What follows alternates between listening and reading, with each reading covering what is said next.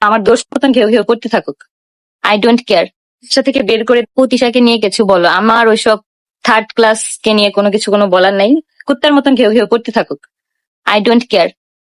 তিশা একটা third class, ওর মতো third class মেয়েকে নিয়ে আমার কিছু আর বলার নেই। ও ওর মতো কুত্তার মতো ঘেউ ঘেউ করতে থাকুক, আই ডোন্ট কেয়ার।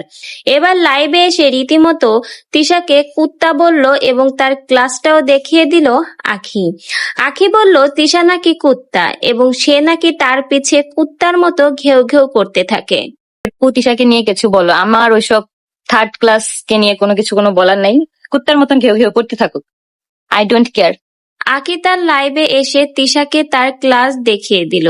যে তিশা সবসময় আখিকে বলতো আখি নাকি থার্ড ক্লাস মেয়ে, এবার সেই আখি তিশাকে বলল তিশা নাকি থার্ড ক্লাস এবং সে নাকি আখির পিছনে কুত্তার মতো পড়ে রয়েছে, কুত্তার মতো আখির পিছনে ঘেউ ঘেউ করে বেড়ায়। আখি তার লাইভে এসে তিশার উদ্দেশ্যে এই কথাগুলোই তিশাকে শুনিয়ে দিল। এখন কথা হলো, যে তিশা তার বিন্দু পরিমাণ কোনো কথাই আখির মুখে শুনতে চায় না, আখি যদি তাকে নিয়ে কোনো কথা বলে লাইভে এসে সাথে সাথেই তার রিপ্লাই দিয়ে দেয় তিশা। সেই তিশাকে নিয়ে এত কিছু বলার পরেও তিশা এটা শুনে কি চুপ থাকবে? এর কোনো প্রতিক্রিয়া কি তিশা দেখাবে না?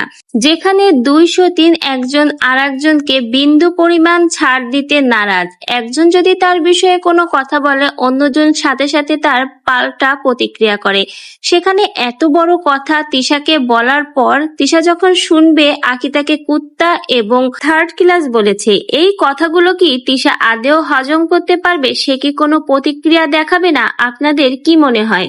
তাহলে কি 203 আখি আর তিশার মধ্যে আবারও বাঁধতে চলেছে তুমুল লড়াই?